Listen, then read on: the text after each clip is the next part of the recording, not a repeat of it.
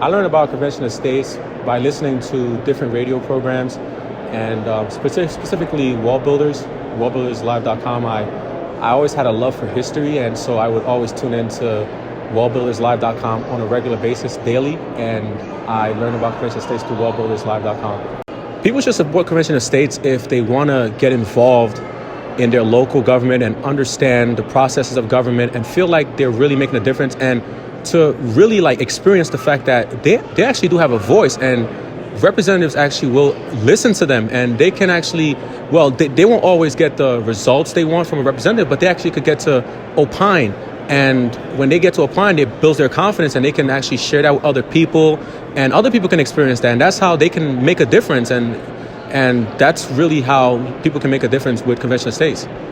I think what's wrong with our federal government right now that definitely we as the American people can fix through Article 5 of the United States Constitution is that we do not have any stipulations in our Constitution with accounting principles on how we should spend money, how we can avoid heavy indebtedness, which is unbiblical. And also, we don't have term limits for unelected officials, unelected bureaucrats. We don't have that power to term limit the people that are actually advising a lot of the representatives and the senators who don't read long bills.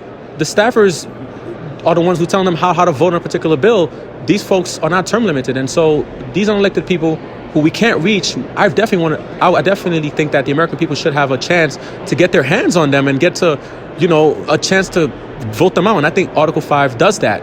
And lastly, so I talked about term limits, spending, and the last one is limitations on the federal government.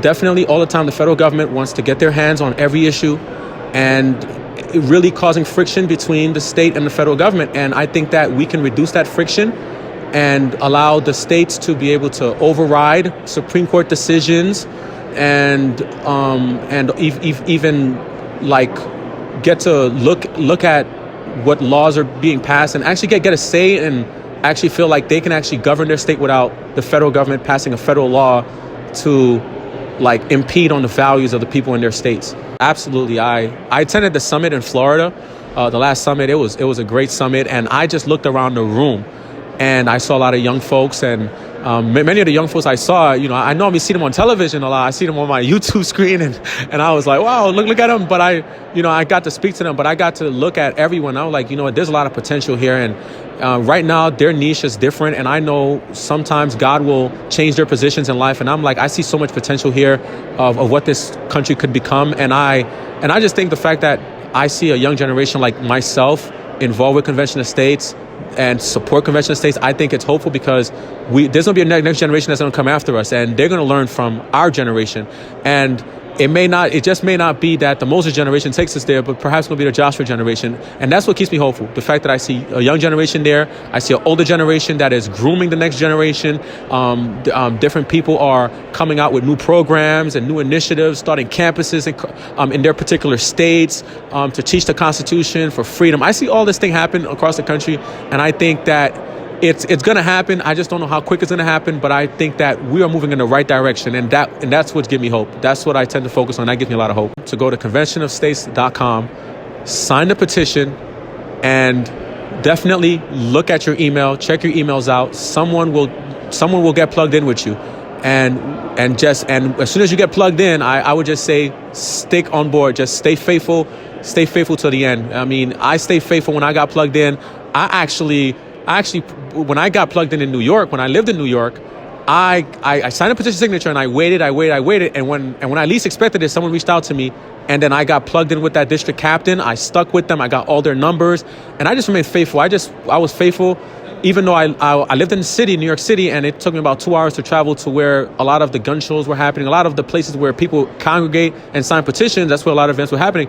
I traveled one time. I rented a zip car, went out there, and signed petition signatures. They were shocked. And then ever since, I just started networking with them, finding ways where I can take the train maybe and meet someone who will take me there.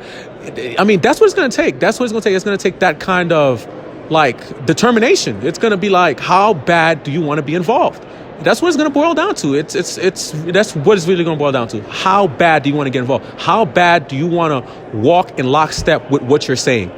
and not just say one thing and your feet is walking in the opposite direction. It's how bad you want it. I wanted to be involved really bad. I wanted to make a difference. I was learning all this information. I loved history. I wanted to get involved. I wanted to actually feel like I did my best. And I think that's the kind of attitude you have to have. How bad, ask yourself, how bad do I want to be involved? And if you want it bad, you'll find a way.